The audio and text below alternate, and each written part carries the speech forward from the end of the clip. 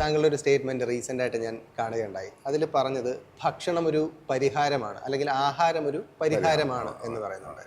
ആഹാരം വിശപ്പിനുള്ളൊരു പരിഹാരം എന്നാണോ ഉദ്ദേശിച്ചത്, അതെ അതിന് വേറെ എന്തെങ്കിലും ഇൻ്റർമീനിങ്സോ മറ്റ് ലെയേഴ്സോ ഉണ്ടോ? പിന്നെ വിശപ്പ് എന്ന് പറയുന്നത് നമ്മളെ ബോഡിയുടെ ഒരു കോളാണ്. നമ്മളെ ബോഡിയുടെ അതൊരു നെസസിറ്റി ആണ്, ഒരു നീഡാണ്. എന്തിനാ? നമ്മളെ ബോഡിയെ ഹെൽത്തി ആയിട്ട് നിർത്താൻ. യെസ്, നമ്മളെ ബോഡിയെ ഹെൽത്തി ആയിട്ട് നിർത്തണമെങ്കിൽ നമ്മൾ എന്താ കഴിക്കേണ്ടേ? ഹെൽത്തി വൈറ്റമിൻ ബേസ് ചെയ്തിട്ട് നമ്മളെ ബോഡിക്ക് ബേസ് ചെയ്തിട്ടുള്ള കാര്യം. അങ്ങനെ കഴിച്ചാൽ താങ്കൾക്കൊരു അസുഖം വരുമോ? ഇല്ല. അപ്പോൾ അങ്ങനെ കഴിക്കാത്തപ്പോൾ താങ്കൾക്ക് പല അസുഖങ്ങളും വരും. അപ്പോൾ ആഹാരം താങ്കളുടെ എല്ലാ എയിൽമെൻറ്റ്സിനും ഒരു പരിഹാരമല്ലേ? യെസ്.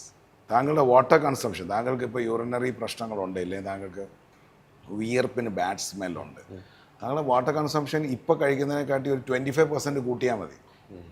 ഇതായാലും പറഞ്ഞു തരുമോ? ഇല്ല. ഞാനൊരു സിമ്പിൾ കാര്യം ചോദിക്കാം. ആയുർവേദം പ്രകൃതിയിൽ നിന്നാണ് എല്ലാം എടുത്ത് താങ്കൾക്ക് മരുന്നുണ്ടാക്കി തന്നു. എവിടെങ്കിലും കെമിക്കൽ യൂസ് ചെയ്തിരുന്നോ? ഇല്ല. ഇല്ല. കെമിക്കലിൻ്റെ പിറകെ പോയി എൻ്റെ മുത്തശ്ശി 99ാമത്തെ വയസ്സിലാണ് മരിച്ചത്.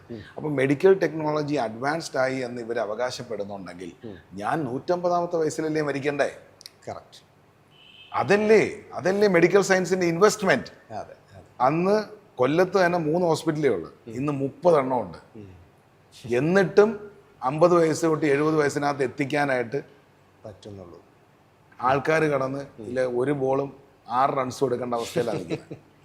കറക്റ്റ്. 6 അടിക്കാൻ പറ്റിയാൽ ഞാൻ ജയിച്ചു, ഇല്ലെങ്കിൽ ഔട്ട്. എന്ത് ടെക്നോളജി അഡ്വാൻസ് ആയത്?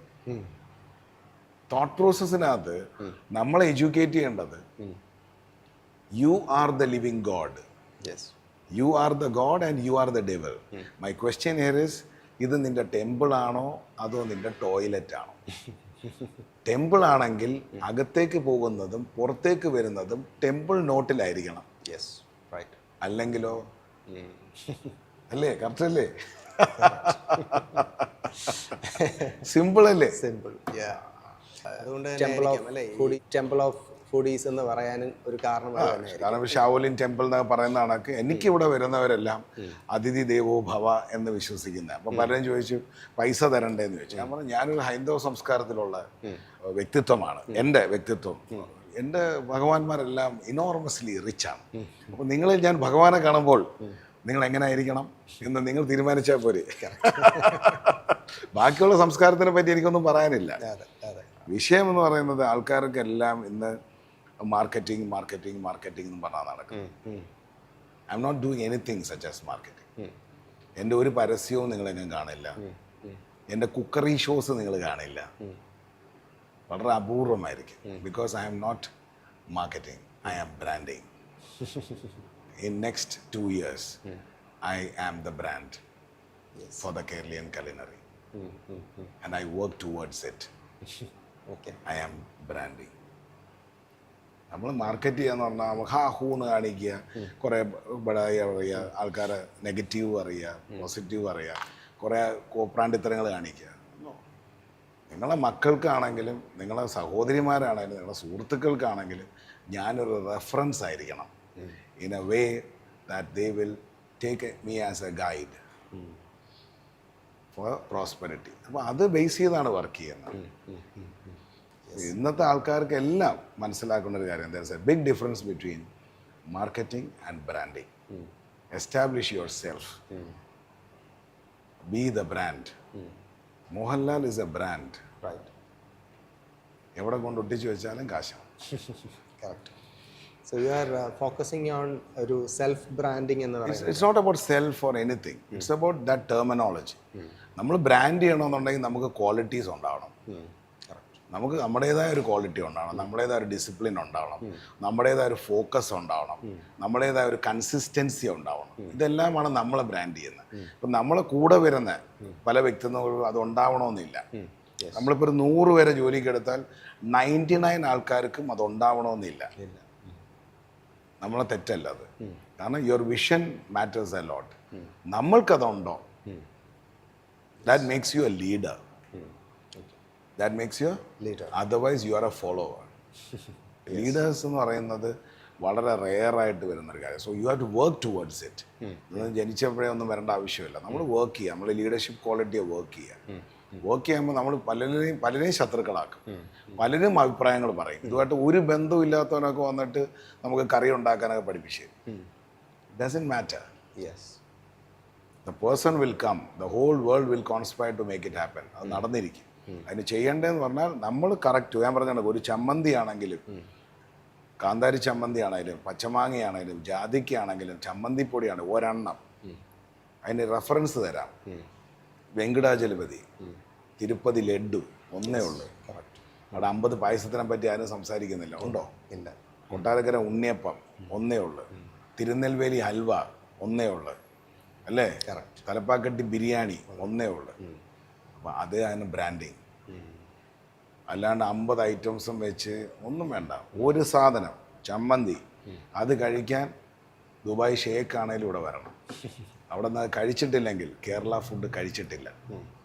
If you have never dined from chef Nalan, you have never tasted the real Kerala taste foods. Correct. അതാണ് ബ്രാൻഡിങ്. അതിലേക്ക് എത്തണം എന്നുള്ളതാണ് എൻ്റെ ആഗ്രഹം. ഇപ്പോൾ നമ്മൾ ഈ അവാർഡ് ഓഫ് എക്സലൻസ് ഇപ്പോൾ വെസ്റ്റ് ബംഗാൾ ഗവർണറുടെ കയ്യിൽ നിന്ന് ലഭിക്കുകയുണ്ടായി. അപ്പോൾ അത് ശരിക്കും പറഞ്ഞാൽ ഒരു വലിയൊരു ലൈഫിലെ തന്നെ ഏറ്റവും വലിയൊരു സക്സസ് മൊമെന്റ് അല്ലെങ്കിൽ ഒരു അച്ചീവ്മെന്റ് ആണല്ലോ അത്. എന്നെ അത്ഭുതപ്പെടുത്തിയ മറ്റൊരു കാര്യമാണ്, അതായത് ഇപ്പോൾ ഞാൻ നേരത്തെ പറഞ്ഞല്ലോ, അവരുടെ ടേസ്റ്റ് ബഡ്സ് ചിലപ്പോൾ ഡിഫറെൻ്റ് ആയിരിക്കും. അവർ വേറൊരു കൾച്ചറിൽ വേറൊരു സ്റ്റേറ്റിൽ ഒക്കെ ജീവിച്ച ആൾക്കാരായിരിക്കും. അവിടെ പോയി നമ്മുടെ ഒത്തൻറ്റിക് അല്ലെങ്കിൽ കേരള ഡിഷസ് പ്രിപ്പയർ ചെയ്ത് കൊടുത്ത് എങ്ങനെയൊക്കെയാണ് അവരെ ഇംപ്രസ് ചെയ്യാൻ പറ്റിയത്? നമുക്ക് എല്ലാവർക്കും മനസ്സിലാക്കേണ്ട ഓരോ ബ്ലഡ് ക്വാളിറ്റിക്ക് ഓരോ ടേസ്റ്റ് ഫോർമാറ്റ് ഉണ്ട്. യെസ്. മനസ്സിലായില്ല? അവരുമായിട്ട് 5 മിനിറ്റ് സംസാരിക്കുമ്പോൾ നമുക്ക് അറിയാൻ പറ്റും.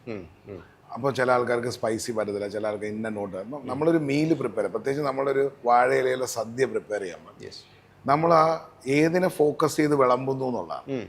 ഇപ്പം തീയൽ, നമ്മൾ കൊട്ടത്തേങ്ങ, അതായത് ഉണക്കത്തേങ്ങ വറുത്തരച്ച് വേണം തീയൽ വെക്കാൻ. പലരും പച്ചത്തേങ്ങയല്ല വെക്കുന്നത്. അപ്പം അതിന് ടേസ്റ്റ് കാണത്തില്ല.